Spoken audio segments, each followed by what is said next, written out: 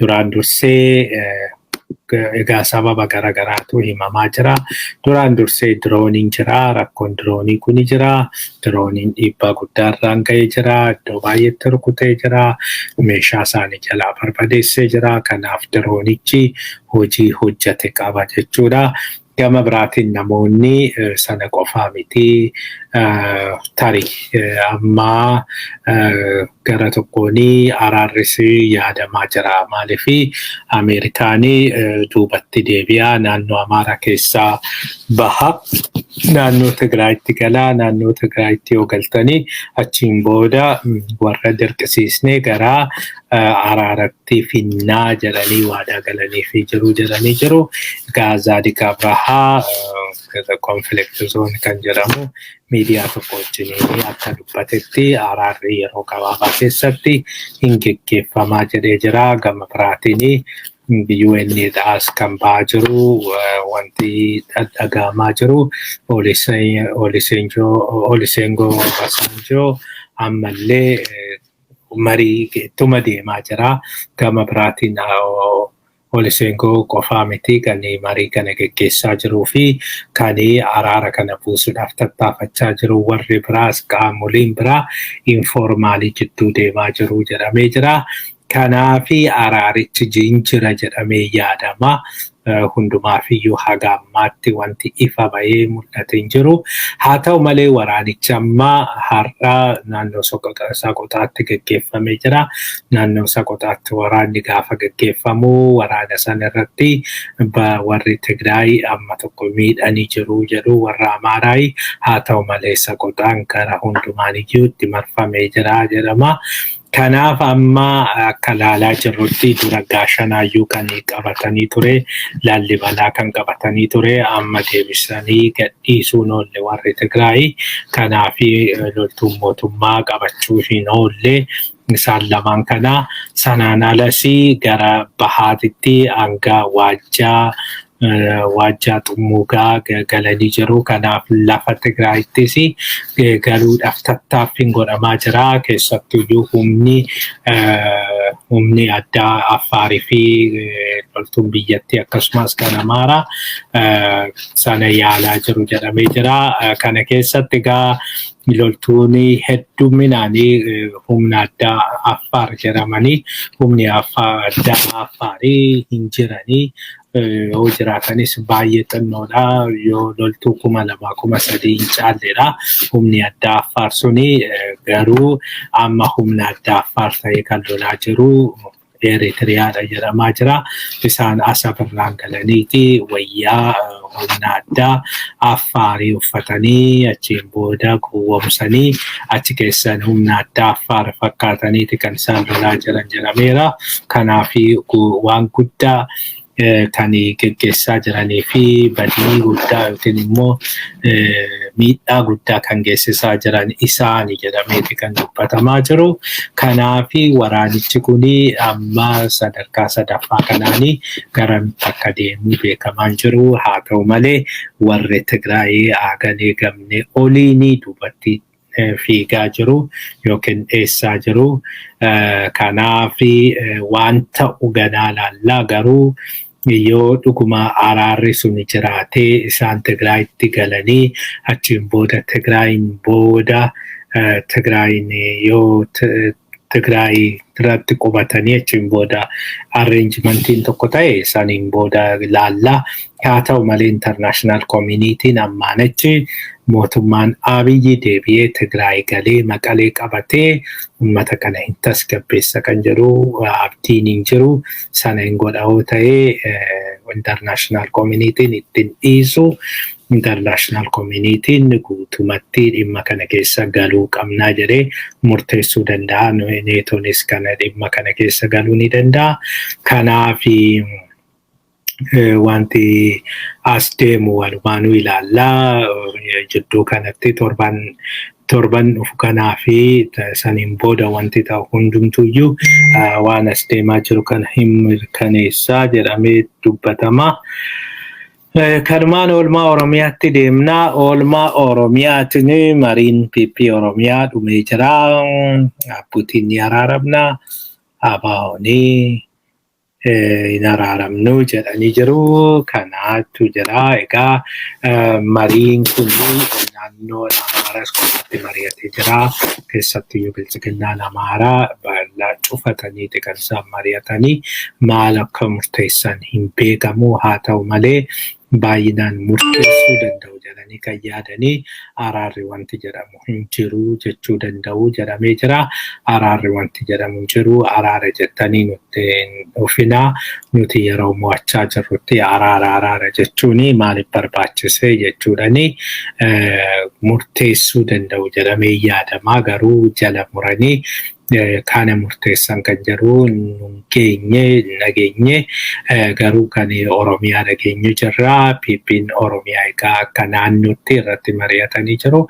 Akka naannootti wanti irratti mari'atamee dhaabbitu wajjiniin hin araaramna. Araara buusuun barbaachisaadha. Biyyattiin kufteerti. Diinagdeen biyyattiis kufee jira. Kanaaf dhaabbitu wajjiniin araaramuun barbaachisaadha. Garuu jedhan akka isaan jedhanitti akka nuti jennu otoo hin ta'in akka isaan jedhanitti shanii wajjiniin araaramuun hin barbaachisu.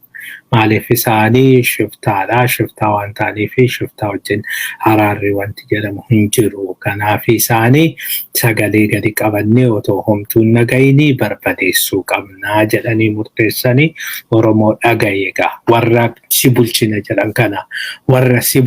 jedhan kana diina yookiin immoo alagaa hin araaramne jedhanii kadhatu fira ofii obboleessa isaanii. Oromoo jechuun Oromoo hundi waliif obboleessa. Oromoon tokko shororkeessaa ta'e Oromoon tokko shororkeessaa otoo hin ta'in hafuu hin danda'u. Obboleewwan amala tokko qabu. Obboleewwan yaada wal fakkaataa qabu. Yaada tokkollee qabaachuu baatan yaada wal fakkaataa qabu. Obboleessan shororkeessaan jedhu. Sirna gadaa keessas kan akkasiin jiru. Oromoon hundi qixa mirga qaba. Oromoon tokko hacuucameennaan akka Oromoon hundi hacuucameetti kan lakkaa'amuu qabu. Kanaaf duuti Oromoo tokko miidhaa Oromoo hundaati. Qaama tokko waan taaneef. Kanaaf akkasitti ilaalamuu otoo qabu warri bilchiginnaa abaluu wajjiniin hin araaramna. Abaluu wajjiniin hin araaramnu. Obboleewwan isaanii wajjin hin araaramnu. Diina wajjiniin yookiin immoo alagaa wajjin hin araaramna. Maaliif isaanii yoo dhufanis boru isaanumatti galuu deebi'anii. Isaanumatti galanii isaanuma jala fiiganii isaanuma jala jiganii nuti durumaayyuu akkasiidha warra jedhudha warri kun. Kanaaf manni Oromoo guutumatti warri bilchiginnaan fira ta'uu hin dandeessu. Akka amma jirtu kanatti fira ta'uu hin dandeessu. Bilchiginnaa jechuun ilmaan Oromoo yeroo akkasitti du'an yeroo akkasitti wareegaman kana warra callisee ilaalu warra itti gammaduu fi warra baga goote jedhudha. Abbootii gadaa ajjeesanii kan waan tokkotti hin dhagaamnedha. Kan waan tokko naasuun tokkotti hin dhagaamne. Maaliif akkas ta'e jedhanii quuqamni uummataa tokko kan itti hin dhagaamnedha. Dhugaa dubbachuudhaa fi warri kun warra mataa gurguratee akka qaruuraa garaa malee mataa hin qabnedha. Xaarmusiin akkasiidha. Waan itti naqan hin baata mataa garuu hin qabu. Akkasiidha warri kun. Asii gadi nyaatu hin dhugu. Wiskii isaanii dhuganii jennaan nyaata isaanii nyaatanii jennaan achiin booda wanti isaan yaadan hin jiru. Lammiin isaanii waan fee ta'e wareegamee du'ee rakkate seeraan ala waan miidhaan irra ga'e wanti isaan yaadan hin jiru. Kanaadha kan isaan murteeffatanii. Egaa kana sadarkaa naannootti kan isaan murteessanii kan uummatu gadis darba fakkaata. Sadarkaa godinaatti boru jalqabaa jedhameera. Sadarkaa godinaa fi magaalatti Amboo Naqamtee bakka magaalaan harka jirtu jedhanii yaadanii isaanitti boru gadi buusanii mari'atu jedhamee jira. Kanaan egaa achittis waan addaa waan eegamuu miti. Yoo tarii uummata keessaa namoonni akkamitti kuni ta'a jedhanii gaafii dhiyeessaniin ala. Kanaaf wanta kanarraa eegamu hin qabu. Waan marii biyyoolessaa jedhamu kana keessatti bu'aan hin dhufa jedhee Oromoon eeggatu hin jiru. Kanaaf Oromoon karaa kamiiniyyuu qabsaa'u qaba. Karaa kamiiniyyuu karaa filachuun barbaachisaa miti. Sadarkaa karaa filachuu irra hin jiru. Qawweetu nu baasaa hin baasa'ee. Karaa nagaatu nu baasaa hin baasa'ee. karaa hundumaatti karaa dandeessan uummanni biyya sanii falmachuu qabda, iyyachuu qabda. Kana caala du'uun hin jiru. Kana caala mana hidhaat bakka biyya seerri hin jirre. Otoo seerri jiraate seeratu waan barbaade godha. Amma bakka seerri hin jirretti abbaa barbaadetu lafaa ka'ee mana hidhaati nama baasee nama ajjeesa. Kanaafi kuni seeran alummaan akka malee dagaagetti. Seera kabachiisna jedhanii duulan. Garuu seera kabachiisuu otoo hin ta'in nama ajjeesutti kan isaan galan. Kanaaf Oromoon kana baruu qabdan jira. Gama biraatiin Abiyyi koree heera qorattuu muudeera. Heera jijjiiruudhaaf deemaa jira. Egaa kana har'a mana murtiitti dhiyeeffatee jira. Mana murtiitti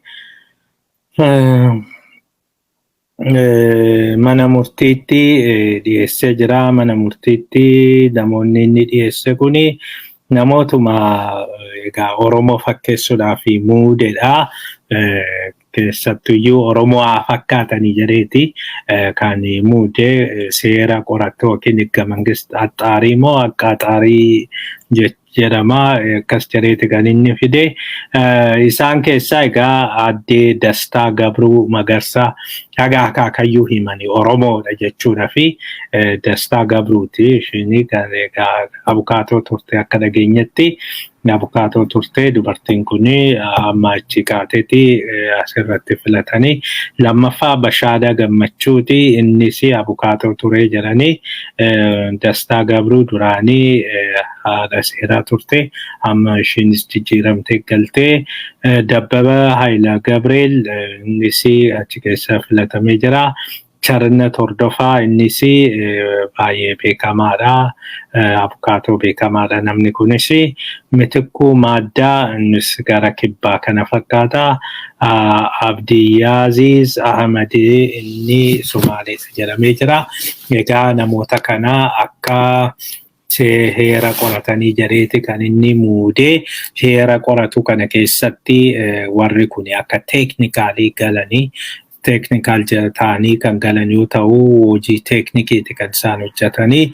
Gama biraatiin hojii teeknikii kanaan ala kan hojjetanii kan waan kana to'atan jechuudha. Maazaa Ashannaafii fi Salamoon ammallee itti gaafatamummaa qabu. Kanaaf isaantu walitti qabaa. Isaan alas mana marii federeeshinii kan hogganu Ageenyoo Tashaagar walitti qabaa. Kanaaf isaan waan hojii teeknikaal ta'ee kan dhiyeessanidha. Haa ta'u malee heera biyyattii qopheessanii jiru. Guyyaa labsamuutu barbaadamaa jira malee heerri biyyattii qophaa'ee jira jedhamee jira. Heera biyyattii kanaa kan qopheesse Geediyoon Ximootiyoosii fi Daggifee Bulaati jedhamee jira. Kanaafi Daggifee Bulaa fi Geediyoon Ximootiyoos waan hunda akka xumuranii fi waan hunda akka waanuma hundumaayyuu akka barreessanii ka'anidha. Kanaafi heera biyyattii kana keessatti federaalizimii naannoo jedhaniiti kan isaan ka'an jedhamee jira. Kanaafi amma Itoophiyaayinnetin መሰረት ያደረገ አስተዳደር jedhaniiti yookiin bulchiinsa Itoophiyaa jiddu gala godhate jedhaniiti kan isaan hundeessuudhaaf deemanii. Kanaan hunda caala Amaaraa iddoo wayiitti kukkutu, hunda caala garuu Oromiyaa iddoo 3-4tti kukkutu. Oromiyaa akkatti isaan kukkutan carraa 3 kennan jedhanii option 1, option 2, option 3 jedhanii.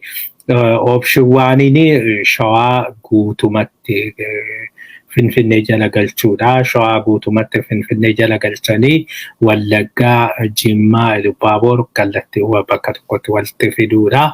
Akkas godhaniiti kophaatti baasuudha. Karaa carraa lammaffaa kan carraa duraa kanaanii Arsii, Baalee fi hojii Boorana bakka tokkotti galchuu, Harargee lamaan bakka tokkotti galchanii akkasitti qabachuu naannoo jedhanii territorial jedhanii federaalism geographic federalism jedhamu saniini kan kaanii jedhamaa jira. Opshiniin lammaffaa sanarraa addaa miti iddoo tokko tokkotti opshiniin lammaffaa caala kan jalqabaa kan caala kukkutaa jedhameera. Opshiniin sadaffaa garuu naannolii iddoo baay'eetti kukkutaa. Oromiyaa fakkeenyaa fi iddoo 10 olitti kukkutaa jedhanii inni opshinii sadaffaa kuni akkuma durii bara dargiisanii naannoo sanaa godinaalee kana walitti fidanii Wallagga tokko godhanii Jimmaa Ilubaaboor bakka tokkotti akkas godhanii opshinii sadaffaatti deemaa jiru. Kanas ta'ee sanii heera Abiyyi mirkaneessuudhaaf deemu kan Geediyoon Ximootiyoosi Saamsonaayitii isaa keessa godhatee deemaa jiruuni Oromiyaa hin diigaa jedhamee jira. Kanaaf uummata Oromoo kana hubachuu qabda. Waan PPNCf qopheessaa waan PPNC diggisaa jirtu isa kana.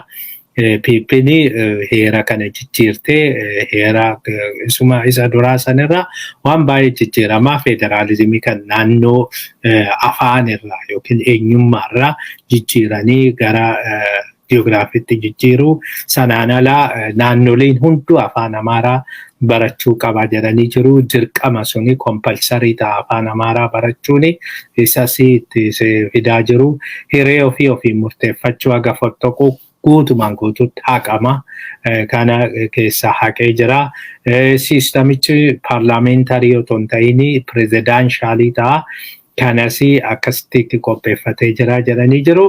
Kanaaf gaafa himu qofaadha kan inni dubbatamaa jiru malee sodaatanii qabatanii jiranidha malee yeroon isaa keessattuyyuu warra Tigraay ergammoo atiin booda yookiin araara maali jedhee waan erga xumureen booda waan kana uummatatti baasuun isaa hin oolu jedhamee dubbatamaa jira. Kanaan ala kan jiru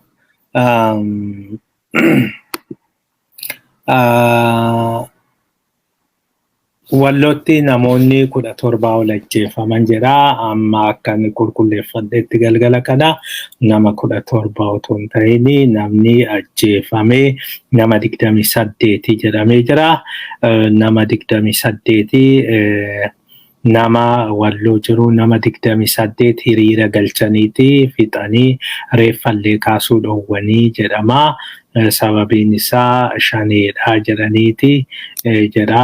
Ani egaa qulqulleeffachuu yaalee jira.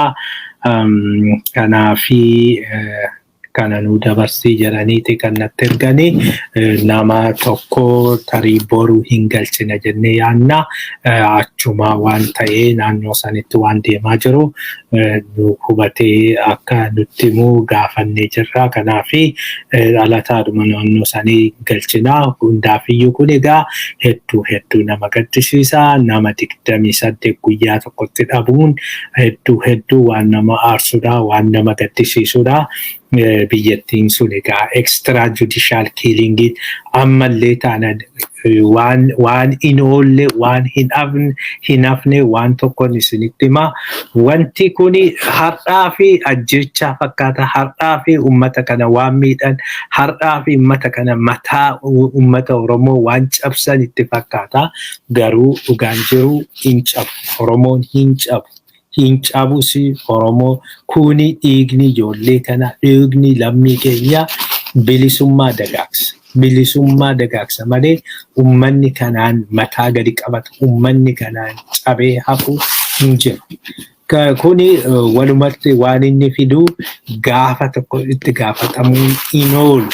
Hin tura malee hin du'aasanidha. Hin tura malee kana gaafa tokko itti gaafatamtu. Warri har'a gocha kana raawwate boru seeratti dhiyaachuu, seera fuulduratti dhiyaachuun waan hin oolle.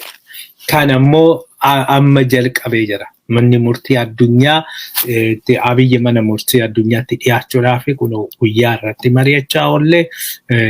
Amma mirgi namaa dhaabbanni mirga namaa kun komishinii dhaabee jira. Komishiniin kun qoratee achiin booda yakka waraanatii fi yakka waraanaa akkasumas yakka ilma namaarratti raawwate jechuudhani Abiyyi himachuudhaaf deema. Gaafa himatu Abiyyi qofaa miti kan himatamu.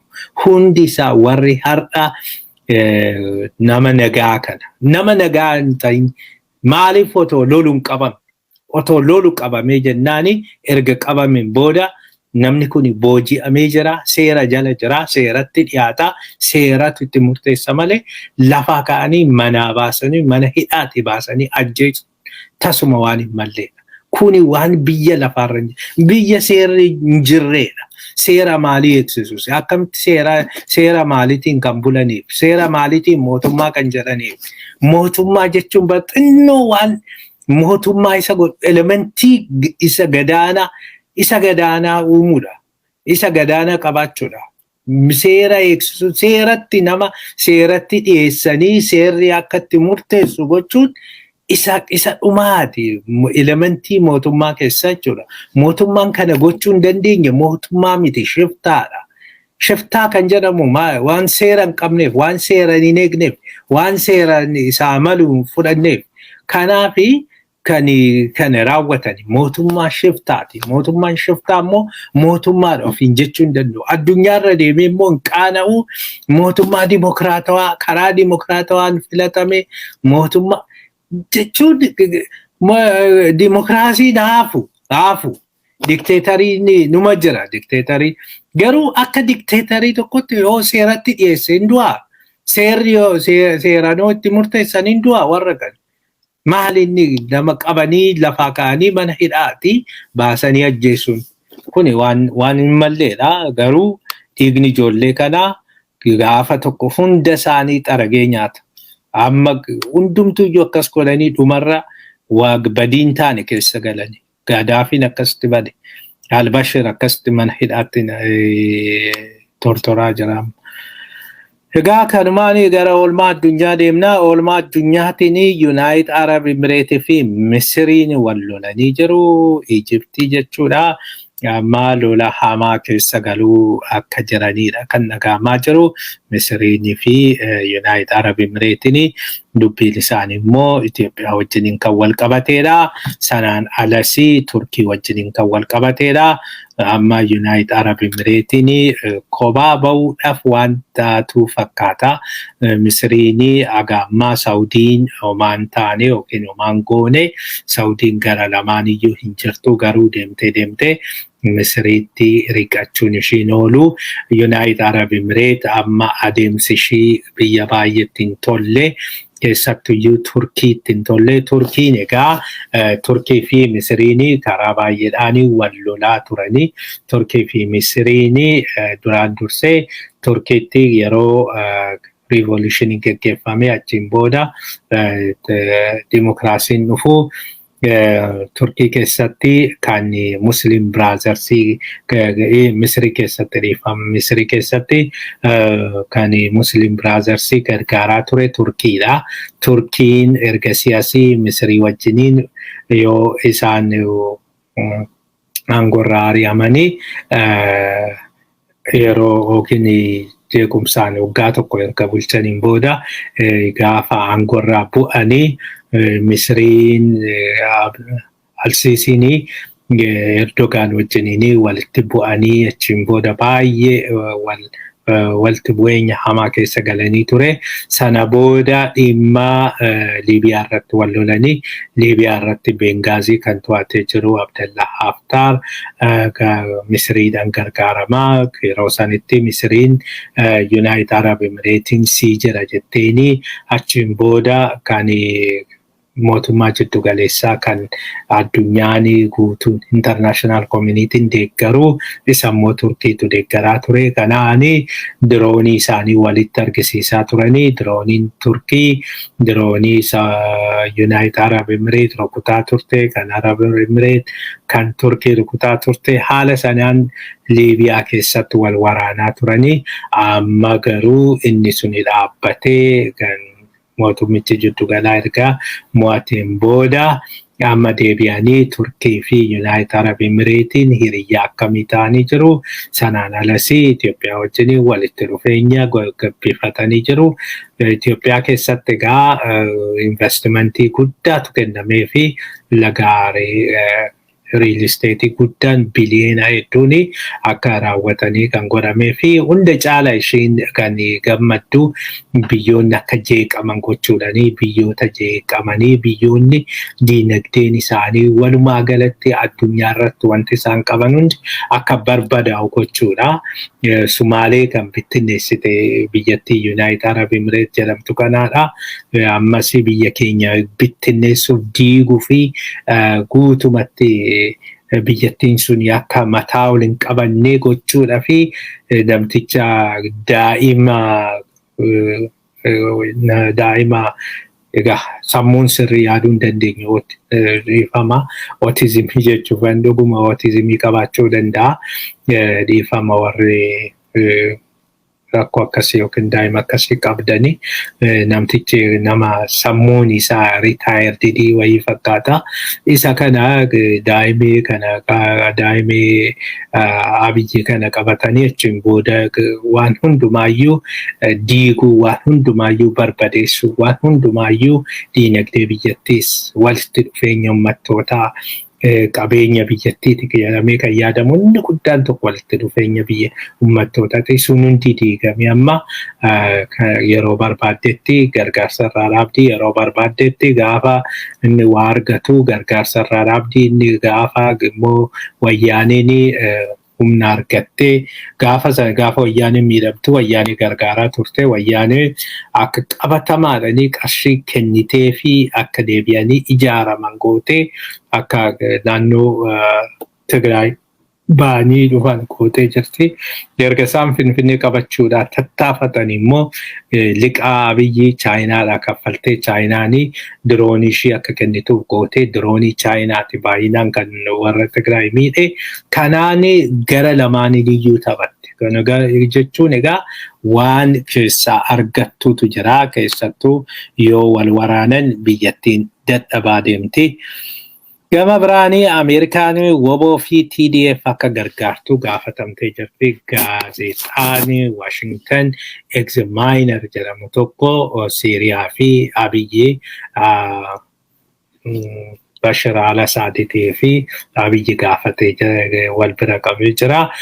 Kanaani duraan dursee Siiriyaan biyyoonni hedduun kan irratti wal waraanan taateti booddee akkasitti barbadooftee amma Bashar al-Assad hundumaayyuu mo'atee Ameerikaan dhaga'uu didee international community dhaga'uu didee kunooti didaa ta'e maanaafee kun hundi kan ta'uu danda'u immoo Ameerikaan callisuu isheetiin Ameerikaan harka marattee taa'uu isheetiin yeroo sanitti jedhee jira. Egaa mormitoota Siiriyaa keessaa namni ani argees akkanatti himetti Puutiinis dubbisneerraa Obaamas dubbisnee jirra. Puutiini isin hin gargaaru jedhee ifatti akka nutti himee naan jedhee Obaamaan garuu waa'ee Liibiyaa saniiniyyuu baay'ee gaddinee jirra, baay'ee gaabbinee jirra. Kanaaf lammaffaa akkasitti keessan galluu jedhee garuu wanti sodaatan hin oolle Siiriyaan egaa duraan dursee wal jarri karaa nagaati uummata nagaati hiriira ba'anii gaafa falmatanii akkam hiriiran irratti baatu diroonii fi xiyyaraan isaan rukute. Xiyyaraan gaafa isaan rukutee jiru isaanis booddeerra Turkiin isaan gargaarte mormitoonni kuni gara qabsoo hidhannootti gaafa galanii sana keessaa Turkiin gaafa gargaartu Raashaan immoo Bashar al-Assad gargaarte, Iraan Bashar al-Assad gargaarte, akkasumas Hizboollaan Libaanan keessaa ka'ee biyyoonni sadeen kun guutumatti Bashar al-Assad wajjin gaafa ka'anii Ameerikaan immoo Kurdoota amma tokko gargaarte warra mormitoota sanis yoo xinnaate amma tokko gargaaruu yaalte garuu caalatti humna mormitoota kana kan gargaaree Tarkiidha. Kanaan egaa Siiriyaa keessatti bakka garaagaraatti waan garaagaraatu uumame hamma magaala jedhamtu tokko to'atanii gaafa jedhan inni ishee kan to'ate daldala biyyattii to'achuu danda'a. Kanaaf isa ishee irratti yeroo meeqa wal lolanii yeroo meeqa tokko sigigsee gadhiisisee yeroo tokko deebi'ee Inumaayyuu suni maal uumee ISIS'n akka naannoo sanatti uumamuu fi akka babal'atee addunyaa guutuu jeequu godhanii kanaafi power vacuum akkasitti uumame Ameerikaanii qabsoo meeqani achi keessaa baastee amma Siiriyaa fi Iraaq keessaa baastee mo'attee kuni Itoophiyaatti hin deebi'u jedhanii yaaduun hin danda'amu jedha gaazexaan kuni. Itoophiyaa keessatti waan akkasii kun uumamuuf carraa guddaatu jira. Duraan dursee amma Iraan, United Arab Emirates, Turkey, Chaayinaan Abiyyi wajjin goranii jiru. Abiyyi wajjin dhaabatanii jiru. Tigraay fi TDF fi waboo eenyu akka gargaaruuf hin beekamu. Egaa haga ammaa akka isaan dubbatanitti ofiin of deeggarsi keenya guutuun uummata keenyarraa dhufa jechaa jiru. Haa ta'u malee yoo kana Abiyyi ammaa haala jiruun biyyoonni arfan kun wajjin dhaabbatanii walumaa galatti biyya 6tu biyya waraana geggeessaa jira. Biyya sanitti Eertiraan waraana geggeessaa jirti. Somaaleen waraana geggeessaa jirti. Waraana dhiyeessan isaanii warri kun immoo meeshaa waraanaati kan isaan dhiyeessanii. Kanaan amma biyyattiin Abiyyi yoo carraa argatee jedhee warra Tigraay kana miidhee yoo naannuma isaanitti yoo deebisee hagas humna akka barbaadamu sana argachuu hin danda'ani. Kanaaf Abiyyi fuulduratti Ameerikaadhaanis diina ta'uun isaan oolu. Ameerikaatu irratti goobsee Ameerikaatu akkas godhee reetorikii amma jiru kanarraas waanuma akkasitu mul'ata. Kanaaf kuni kan nutti agarsiisu biyyattii sana Abiyyi dhiisnee jennaan, Abiyyi aangoorraa akka turu goonee jennaan balaa ofitti fiduudhaaf deemaa jirra. Kanaaf amma Abiyyi akka achirraa bu'u mormitoota akka waboo fi TDF gargaaruun barbaachisaadha jedheeti gorsa Baayidaniif laatee jira. Egaa Baayiden kana dhaga'ee jira, kana dubbisee jira. Maal akka jedhu hin beeknu. Gama biraatiin manni marii nageenyaa addunyaa booruu waa'ee Itoophiyaa mari'ataa kun egaa yeroo 15ffaa ta'u akkas wayiiti. Yeroo dheeraadhaaf irra deddeebi'ee waa'ee Itoophiyaa mari'achaa ture. Takka waa'ee Itoophiyaa akkasitti kaasee waan beeku hin fakkaatu.